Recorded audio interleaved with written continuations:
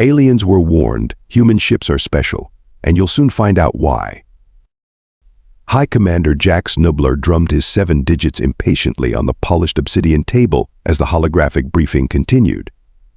His emerald scales glistened under the artificial light of the Zargarian flagship's command center, and his reptilian eyes blinked vertically with thinly veiled boredom. And so, droned Admiral Krex, his voice like gravel being poured into a metal bucket, the humans have expanded their territory into the Centauri sector. Their mining operations on the gas giants have begun, and they've established 3 new colonies in the past solar rotation. Jax suppressed a yawn. Forgive me, Admiral, but why exactly should the mighty Zargarian Dominion concern itself with these mammals? He practically spat the last word. Their technology is centuries behind ours, their weapons are laughable, and their biological frailty is, well, frankly embarrassing.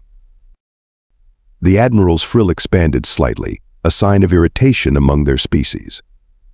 Perhaps you'd like to explain that to the Proxians, who lost an entire battle cruiser to a single human vessel last cycle. That caught Jax's attention. The Proxians weren't exactly military geniuses, but they weren't complete idiots either. A fluke, Jax dismissed with a wave of his hand. The Proxians probably sent their most incompetent commander.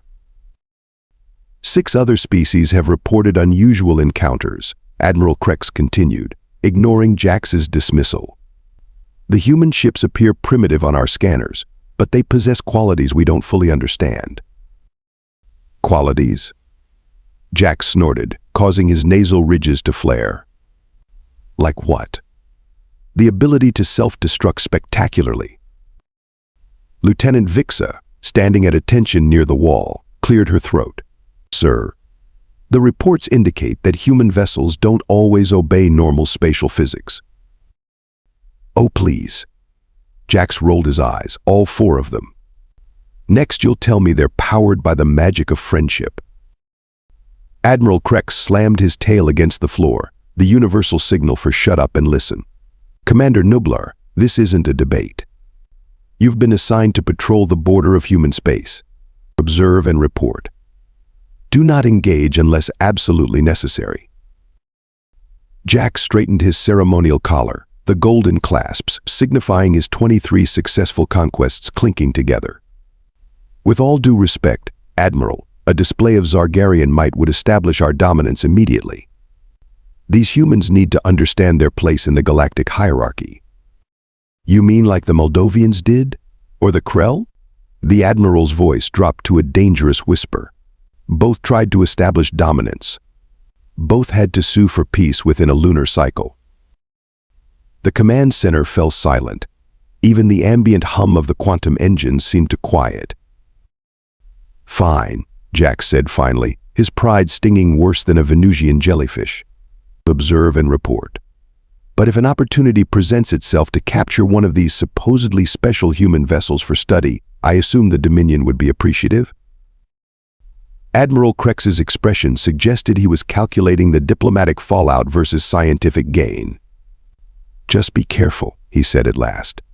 There's a reason we haven't annexed human territory, despite their apparent technological inferiority. Jax stood and performed the traditional Zargarian salute, right claw over his primary heart. The Dominion's will shall be done. As he strode from the command center, scales gleaming under the blue emergency lights, Jax was already plotting. He'd capture a human ship, expose their primitive technology for what it was, and return to the Dominion a hero. How hard could it possibly be? Intact, Commander. Scout vessels have detected a lone human ship near the Epsilon boundary, announced Lieutenant Peladorn, her silver-flecked scales catching the light as she hunched over the sensor array. Jax Nublar practically leapt from his command chair, tail swishing with anticipation. Finally, 3 weeks of mind-numbing patrol duty, and we've got something interesting. He straightened his posture, ensuring his dominance frill was prominently displayed. Show me.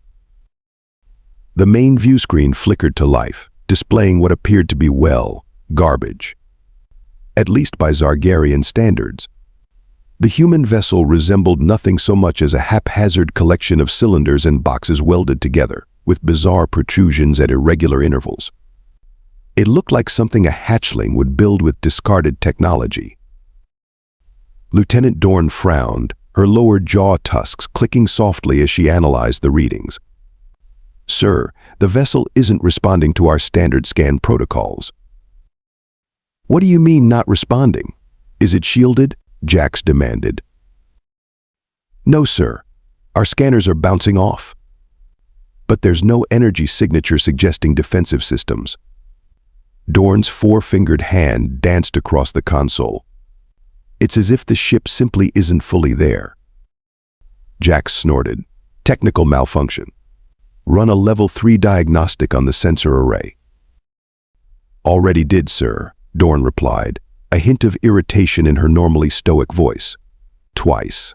The sensors are functioning perfectly. It's the human ship that's odd." Unlike the other officers, Lieutenant Dorn had actually studied human history and technology during her academy years. She found their rapid adaptation fascinating, if primitive. But this was something new. "Prepare to intercept," Jax ordered, settling back into his command chair, "and open a communication channel." Dorn's scaled brow furrowed. "Sir, our briefing specifically stated." "To observe and report." "Yes," Jax cut her off with a dismissive wave. "And I've observed a suspicious human vessel in contested space. Now I'm going to report directly to them, with our weapons." The communications officer, a young Zargarian named Trell, suppressed a smirk as he opened the channel. "Channel open, Commander." Jax cleared his throat dramatically. "Attention, human vessel. This is High Commander Jax Nublar of the Zargarian Dominion warship Inescapable Demise. You have entered contested space and will submit to immediate boarding and inspection. Your resistance will result in your destruction. You have 30 seconds to comply." There was a pause, followed by a burst of what sounded suspiciously like laughter. The view screen changed to show a human, pink-skinned, with a tuft of dark hair and startlingly blue eyes that crinkled at the corners. The human appeared to be wiping tears of mirth from their face. Sorry, the human said, not sounding sorry at all. "Did you just name your ship the Inescapable Demise? That's wow. That's something else." Jax's scales flushed with anger. "Your name and rank, human." "Captain Morgan Blake of the Earth vessel Butterknife," the human replied, grinning widely. "And no, I'm not making that up. We're on a routine survey mission, completely within the boundaries established by the Galactic Concord."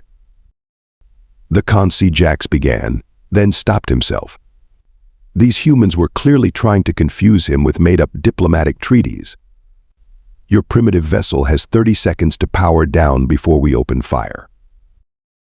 Captain Blake actually yawned. "Look, Commander Nublix, was it?" "Nublar." Jax roared, his frill fully extended in rage. "Right, sure. Here's the thing, Nublar. You really don't want to do this. Trust me when I say it won't end well for you." Blake's expression had shifted, the humor replaced with something that, despite himself, sent a chill down Jax's spine. "So why don't we both just go our separate ways and pretend this little chat never happened?" Lieutenant Dorn leaned close to Jax. "Sir, I strongly advise." 20 seconds, human. Jax snarled, ignoring his second-in-command completely. Captain Blake sighed, a dramatically human gesture. "Well, can't say I didn't try diplomacy." The human pressed something off-screen. "Guess we're doing this the fun way." "Fun? You think this is a game?" Jax was nearly apoplectic. "Oh, absolutely," Blake grinned, showing too many teeth. "And the best part is, you don't even know what game we're playing yet." The human winked. "Catch us if you can, lizard boy." The communication cut off, and Jax's furious roar echoed throughout the command center. Lieutenant Dorn closed her eyes briefly. This was going to be a very long day. Before Jax could even give the order to fire, the human vessel, the absurdly named Butter Knife, simply vanished. Where did they go? Jax bellowed, his tail lashing against his command chair. Full sensor sweep. Now. Lieutenant Dorn's fingers flew across her console. Sir, they're behind us. What? Jax whirled around, as if he could see through the hull of his own ship. That's impossible. No ship can maneuver that quickly, especially not a primitive human. They're moving again, Dorn interrupted, her voice tense. Accelerating at that can't be right. Speak clearly, Lieutenant. They're accelerating at approximately 115 standard GS, sir, without any visible propulsion exhaust. A new voice entered the conversation. Fascinating. Science Officer Krilzana had been so quiet in his corner of the bridge that Jax had forgotten he was there. Tall, even for a Zargarian, with scales so dark green they appeared almost black, Xanta moved to the sensor display with unusual enthusiasm. No conventional engine could achieve that acceleration without killing organic crew, Xanta continued, his 4 eyes blinking in asynchronous excitement. And yet there's no quantum signature, no graviton manipulation field, no dark energy distortion. I don't care how they're doing it, Jax snapped. Pursuit course. Maximum acceleration. The inescapable demise surged forward, its powerful engines propelling the warship to its maximum velocity. For a moment, Jax felt a surge of satisfaction they were gaining on the human vessel. Then the Butter Knife accelerated again, this time directly toward the nearby asteroid field. They're insane, Lieutenant Dorn breathed. No ship can safely navigate that density of debris at those speeds. Then we'll have salvage to collect instead of prisoners, Jax said with a cruel smile. Continue pursuit. The human ship skimmed the surface of an asteroid the size of a small moon, then performed a tight spiral around a cluster of smaller rocks. It was like watching a dancer, every movement fluid, precise, and apparently effortless. Sir, Dorn warned, if we follow that exact course. I know how to command my ship, Lieutenant. Jax roared, spittle flying from his jaws. The inescapable demise shuddered as its automated defense systems fired, vaporizing smaller asteroids in their path. But for every rock they destroyed, the debris field became more chaotic, more dangerous. A sudden crackle came over the communications system, followed by that infuriating human voice. Hey there, Scaly. Having trouble keeping up? Captain Blake sounded positively cheerful. If this is too much for you, we can slow down. Maybe put on some training wheels. What are training wheels? One of the junior officers whispered.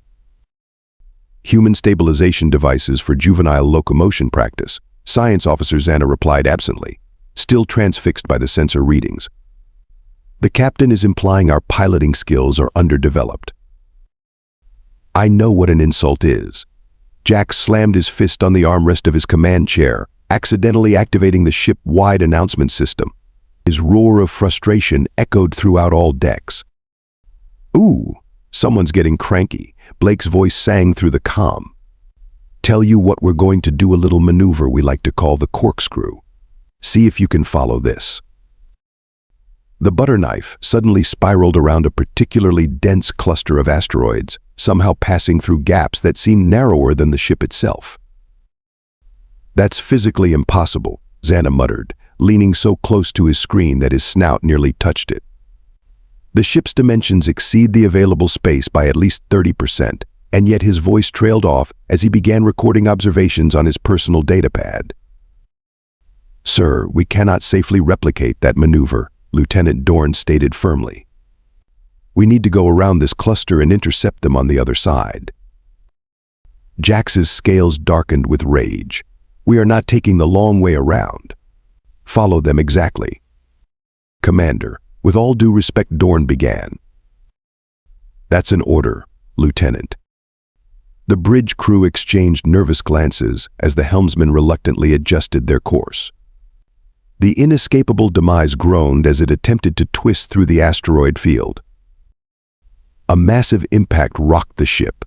Warning klaxons blared. Hull breach on Deck 7. Someone shouted. Automated seals engaged. Structural integrity compromised in sections 12 through 15. Through it all, the human's voice returned, sounding for all the world like they were having the time of their life. "You guys still back there? Ouch, that sounded expensive. Want to call it quits before you scratch your paint job any worse?" Science Officer Zanta looked up from his readings, eyes wide with scientific wonder. "Commander, I believe the human vessel may be altering its physical properties to navigate these obstacles. The dimensional readings are fluctuating in a pattern I've never seen before." "I don't care if they're using magic." Jax was nearly foaming at the mouth now. "We are the Zargarian Dominion. We do not surrender to primitive mammals in a flying scrap heap." "Actually," came Blake's voice again, somehow having accessed their internal communications, "this scrap heap has a name. And right now the butter knife is carving you up pretty good." Laughter, multiple human voices echoed through the comm system before cutting off. Lieutenant Dorn met Jax's furious gaze steadily. "Your orders, Commander?" Jax's claws dug into the armrests of his chair. "Continue. Pursuit." The chase had lasted nearly 6 hours. The inescapable demise had suffered damage to multiple systems. 3 crew members had been sent to medical with injuries, and Commander Jax Nublar's patience had long since evaporated like water on a desert planet. "Sir." The tactical officer's voice cut through Jax's brooding. "The human vessel has slowed dramatically. They appear to be experiencing some kind of power fluctuation." Jax straightened in his chair, his frill perking up with renewed interest, hitting on screen. The view screen showed the butter knife listing slightly to one side, its running lights flickering erratically. Small vents along its hull were releasing what appeared to be coolant gas. Lieutenant Dorn studied her readouts, confirmed, "Commander. Their power output has dropped by 63%. They're venting plasma and their shields are offline." She hesitated. "It seems our pursuit may have damaged them more than we realized." "Or they simply overextended their primitive technology," Jax said, unable to keep the smugness from his voice. "These humans clearly rely on tricks and illusions rather than proper engineering. Bring us alongside them and prepare a boarding party." Science Officer Zanta looked up from his station. "Commander, I strongly recommend caution. The power fluctuation pattern doesn't match any known engine failure mode. It's too rhythmic." "Are you suggesting they're faking?" Jax scoffed.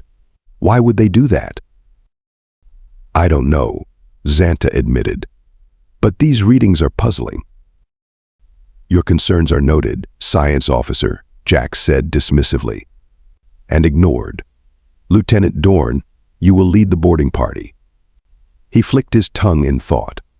"I believe I'll accompany you personally. I want to see these humans face to face when they realize their little game is over."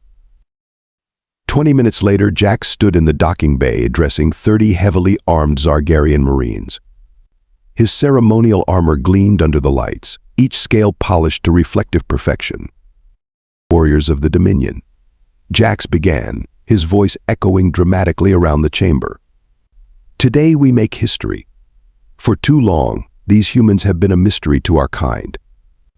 Their primitive vessels somehow eluding our understanding through trickery and deception." The Marines thumped their tail blades against the deck in unison, a traditional sign of approval. "But today," Jax continued, warming to his speech, "today we demonstrate the true power of Zargarian might. Today we capture a human vessel and claim their secrets for the Dominion. Your grandchildren will hatch from their eggs hearing stories of this day." Lieutenant Dorn, standing to the side in full combat armor, managed to avoid rolling all 4 of her eyes, but it was a close thing. "When we return," Jax was practically shouting now, "the Admiral himself will." "Sir," Dorn interrupted, pointing to the status display, "the docking seal is ready." Jax deflated slightly at having his grand finale cut short. Yes, well. Forward to glory. The boarding tube extended from the inescapable demise to the seemingly dormant human vessel. Sensor readings indicated successful atmospheric interface, and the airlock cycled green. Strange, Xana murmured, scanning the connection point. The material at the connection site appears to be adapting to our docking mechanism, reshaping itself at the molecular level. Is the seal secure? Jax demanded. Yes, but... Then we proceed. Jax moved to the front of the boarding party, determined to be the first through the airlock. The tube was standard Zargarian military issue, a straight shot from one ship to another. Yet somehow, halfway across, Jax felt disoriented. Commander, one of the Marines behind him said, voice uncertain, is the gravity shifting? It was, subtly at first, then with increasing intensity. What had been down was now gradually becoming sideways, forcing the Zargarians to scramble along the walls of the tube that were rapidly becoming the floor. Some kind of defensive measure. Jax snarled, digging his claws into the material for purchase. Press forward. They reached the human airlock, which dilated open in a strangely organic motion, like an iris rather than a mechanical door. Jax stumbled through, followed by Lieutenant Dorn and the first wave of Marines.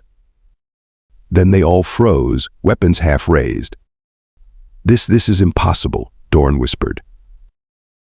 The butter knife, which had appeared from the outside to be perhaps a quarter the size of the inescapable demise, and opened up before them into a cavernous space that seemed to extend for hundreds of meters in all directions. The architecture was unlike anything Jax had ever seen: curved walls flowing into arched ceilings, surfaces that seemed to ripple slightly, as if breathing, lighting that had no visible source yet illuminated everything perfectly. By the first egg, one of the Marines breathed. It's bigger on the inside than the outside. Science Officer Xana pushed his way forward, scanning device in hand. Fascinating. It appears to be utilizing some form of dimensional folding, perhaps even pocket dimension technology. The spatial geometry is... Stow the scientific babble. Jax snapped, though he couldn't quite keep the awe from his voice. Spread out and secure the area. Find the humans. As the Marines cautiously advanced, the deck beneath them suddenly lurched, sending several of them tumbling. Gravity shifted again, this time pulling in multiple directions at once. 3 Marines found themselves being tugged toward the ceiling, while others were dragged sideways toward the walls. What is happening? Jax demanded, clinging to what appeared to be a support column. Welcome aboard the butter knife, Commander Nublar. Captain Blake's voice echoed from everywhere and nowhere at once. We were wondering when you'd accept our invitation. Lieutenant Dorn managed to stabilize herself by wedging her tail against a bulkhead. Invitation? You've been running from us for hours. Running? Blake's disembodied voice sounded genuinely amused. Oh no, Lieutenant. We've been leading you. There's a difference. The gravity suddenly normalized, causing several Zargarians to crash unceremoniously to the deck. Now then, Blake continued cheerfully, who's ready for the tour? Shall we begin the tour at the engineering deck? Or perhaps you'd prefer to see the recreational facilities first? Captain Blake's voice continued to emanate from all around them, maddeningly pleasant. We have an excellent zero-G racquetball court that's quite popular with first-time visitors. Jax snarled, leveling his plasma rifle at the nearest wall. Enough games. Show yourself, human. Oh, I wouldn't fire that if I were you, Blake cautioned, still unseen. The butter knife might take it personally. Take it? What are you talking about? Jax demanded. A ship cannot take anything personally. It's a machine. Science Officer Xanta, who had been running his scanner over a nearby bulkhead, suddenly stepped back, his 4 eyes widening in astonishment. Commander, the ship, it's alive. Don't be ridiculous, Jax snapped. Not alive in the conventional sense, Xanta clarified, his voice hushed with scientific awe. But these readings indicate a hybrid structure. Part mechanical, yes, but also part biological. And something else entirely that my scanner can't even identify. Lieutenant Dorn moved to examine Xanta's readings. That's impossible. No species has successfully merged biological components with starship systems. The power requirements alone would. Ah, but that's where you're thinking too conventionally. Blake's voice interrupted. A holographic projection appeared before them, showing the human captain lounging in what appeared to be a command chair, though it looked more like a comfortable reclining seat. You're still stuck on the idea that ships need engines, reactors, and fuel. All vessels require power sources, Jax stated flatly. Do they, though? Blake grinned, taking a sip from a steaming mug. Does your body need an engine? Does a tree need a reactor? Does a thought need fuel? Riddles and nonsense. Jax gestured sharply to his Marines. Secure this deck. Find the actual bridge, not this holographic trickery. The Marines spread out, moving cautiously down various corridors branching off from the main chamber. Jax, Dorn, and Xanta followed one group, weapons at the ready. The corridor they entered seemed straightforward enough at first, curved walls of a pearlescent material that glowed softly, providing even illumination. But after walking for approximately 50 meters, Jax realized something was wrong. This passage should have reached an exterior wall by now, he muttered, checking his tactical display. The ship isn't large enough for. The corridor suddenly shuddered, and before their eyes, it began to reconfigure. Walls flowed like liquid, new doorways appearing while others vanished. The straight passage became curved, then split into 3 branches where there had been only one. Did I mention that the butter knife gets a bit playful with visitors? Blake's voice echoed from everywhere and nowhere. She's rearranging to get a better look at you. 2 Marines who had gone down a side passage came running back, scales pale with alarm. Commander. The room we entered it was the size of a storage closet when we went in, but it expanded into some kind of enormous garden while we were inside. A dimensional manipulation, Xanta breathed, scanning frantically. Not just folded space active, dynamic reconfiguration. The humans have somehow developed technology that allows real-time spatial engineering. Jax's communicator crackled. Commander, this is Squad 2. We found what appears to be a propulsion system, but it's not like anything we've ever seen. There are no conventional drives, just these pulsating organic structures connected to crystal formations. And sir? The crystals appear to be growing. Another communication came through, Squad 3 reporting. We've reached what might be a crew quarter, but we can't proceed. The corridor sealed itself behind us, and now the room is gradually shrinking. Don't worry about Squad 3, Blake's voice cut in cheerfully. The ship is just moving them to join the others. She likes to keep visitors together. It's more efficient for the tour. Jax whirled around, firing his plasma rifle at the nearest wall in frustration. The energy burst struck the pearlescent surface and was absorbed completely. Worse, the wall rippled in response, and a protrusion emerged, shaped unnervingly like a hand with too many fingers, reaching toward Jax. He stumbled back, nearly colliding with Lieutenant Dorn. What is this place? It's a ship, Commander, Blake replied, his holographic form appearing again, this time walking alongside them as if taking a casual stroll. Just not the kind you're familiar with. You see, while the rest of the galaxy was perfecting warp drives and plasma cannons, humanity took a different approach. Xanta couldn't tear his gaze away from his scanner. You bypassed traditional technological development entirely. Instead of building increasingly complex mechanical systems, we grew them, Blake finished with a nod. Or rather, we partnered with them. The butter knife isn't just a ship I command. She's my colleague, sometimes my therapist, if I'm being honest. A melodic humming filled the corridor, and the walls briefly shifted to a warmer shade of amber. Blake smiled. She says your scales look very healthy and wants to know if you exfoliate regularly. Jax made a strangled sound of pure rage. Commander, Dorn said urgently, checking her tactical display, we've lost contact with squads 4 and 5. And according to this, we're currently located outside the ship's physical dimensions. That's not possible. Jax snarled. For your ships? No, Blake agreed amiably. For ours? Tuesday. Xanta suddenly gasped, his scanner nearly falling from his grasp. The ship, it's not just reconfiguring its internal space. It's reconfiguring itself at the quantum level. These readings suggest it exists partially in multiple dimensions simultaneously. Give the science lizard a prize. Blake clapped his holographic hands. Technically, the butter knife exists in 7 dimensions at once, though we only actively use 5 for day-to-day operations. The other 2 are mostly for storage and special occasions. Jax's tail lashed in agitation. This is absurd.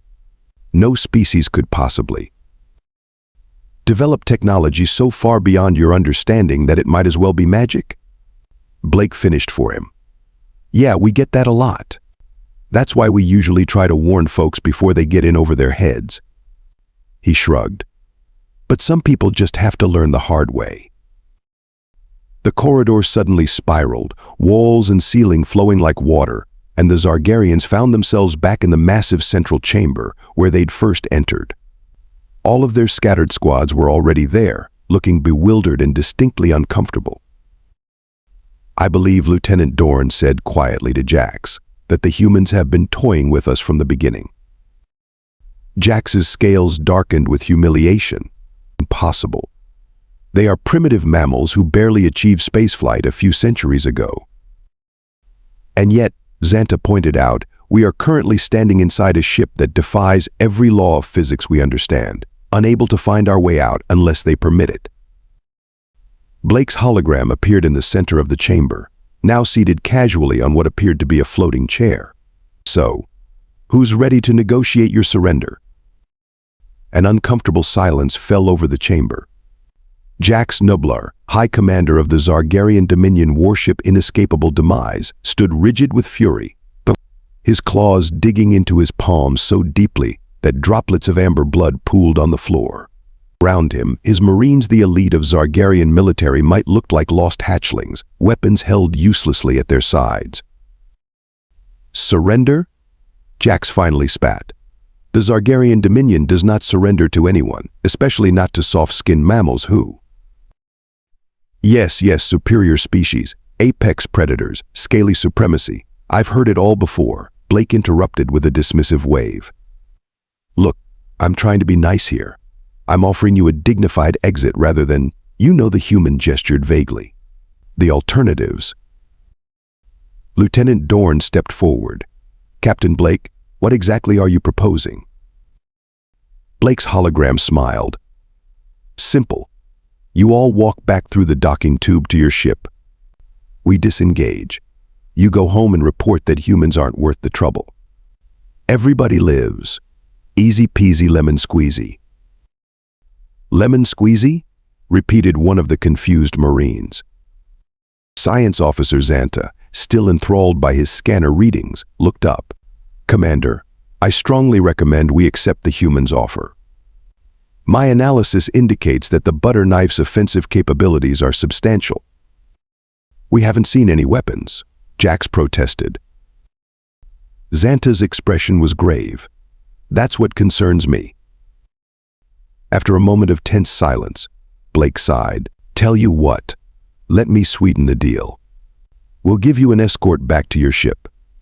No tricks, no recording your humiliation, no telling all our human friends about how the big bad Zargarians tucked tail and ran. Just a clean breakup. We can even still be friends from a distance. Jax's frill twitched with indecision. The thought of retreat was physically painful, but the thought of being trapped in this impossible ship was worse. Fine, he ground out finally. We will withdraw. For now. Blake beamed. Excellent choice.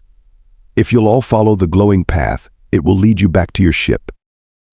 A luminescent trail appeared on the floor, pulsing gently. The Zargarians began to follow it, Jax bringing up the rear with Lieutenant Dorn and Science Officer Xanta. As they walked, Xanta leaned close to Jax. Commander, I've been analyzing the ship's structural composition.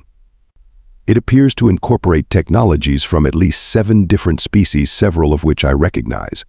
Proxian organic circuitry, Moldovan dimensional physics, even some elements that appear Krell in origin. Jax's eyes narrowed. The species that tried to establish dominance over humans and failed. Precisely, Xanta confirmed. But the integration is remarkable. It's not simple copying. They've taken disparate technological approaches and synthesized them into something entirely new. Something none of the original species could have conceived. They passed through a section where the walls had become transparent, revealing what appeared to be a trophy room. Displayed prominently were fragments of ship's hull plates bearing insignia from various species, weapon systems, and what appeared to be the entire bridge module of a Proxian dreadnought. Are those? Dorn began. Souvenirs, Blake's voice confirmed cheerfully from everywhere at once. We're sentimental like that. As they approached the airlock, Blake's hologram appeared one final time, leaning casually against the wall. Oh, and Commander Nublar. Just so we're clear, we could have destroyed your ship at any point during our little game of tag. The butter knife was actually quite disappointed we didn't get to show off some of her more energetic capabilities. The ship's walls pulsed briefly with a deep crimson light. She's still a bit upset about that Proxian cruiser, Blake added conspiratorially. They fired first.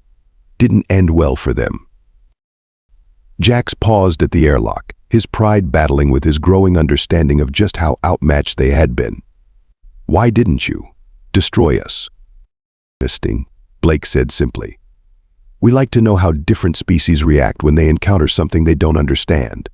Some attack immediately. Some try diplomacy. Some run away. The human gave Jax a pointed look. Your response has been educational. This was all a test, Lieutenant Dorn asked incredulously. The whole time, Blake confirmed with a nod. And now we know exactly what the Zargarian Dominion is all about. That information will be extremely useful in future interactions. The airlock dilated open like a living iris. One last thing, Blake called as they filed through. When your superiors ask what happened today, and they will remember this, we showed restraint. Make sure they understand what that means. The last thing Jax saw before the airlock sealed was Blake's hologram giving him a mock salute and a wink. As the Zargarians rushed back through the docking tube, Jax couldn't shake the chilling realization that humans hadn't just been testing their technology. They'd been testing their character, and he had failed spectacularly. 3 days later, Commander Jax Nublar stood at rigid attention in Admiral Krex's office aboard the Zargarian Central Command Station. His uniform was immaculate, his scales polished to a high sheen, and his posture perfect. None of which could disguise the absolute defeat radiating from every fiber of his being. So, Admiral Krex said, examining a data tablet, you decided to ignore direct orders, pursue a human vessel, attempt to board it, and then retreated after discovering their technology was, how did you phrase it? Beyond conventional understanding? Jax swallowed. The report is accurate, Admiral. I take full responsibility for. Oh, save it, Krex interrupted, surprising Jax. The humans already told us everything. The humans what? Admiral Krex gestured to a holographic display on his desk, which activated to show Captain Morgan Blake's face, now familiar to Jax in all its infuriating cheerfulness. Hey there, Commander Nublar, Blake's recorded message said. Just wanted to let your superiors know that you performed admirably in our scheduled first contact exercise. Your persistence was particularly impressive. Most species give up after the first few dimensional shifts. Jax's jaw dropped open. Scheduled exercise? Admiral Krex's expression was unreadable. It seems, Commander, that while you were busy chasing the butter knife across the sector, our diplomatic corps was finalizing an official first contact agreement with the human government. Your encounter was apparently part of their standard protocol. But I received no notification of any exercise, Jax protested.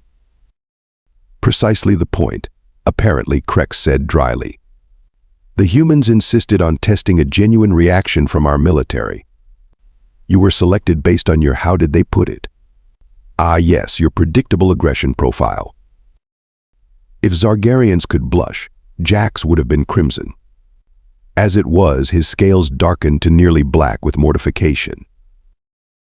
In light of this diplomatic breakthrough, Krex continued, and your unique experience with human technology, you're being reassigned. Jax straightened hopefully. Perhaps a chance at redemption? A special task force to study human weaknesses.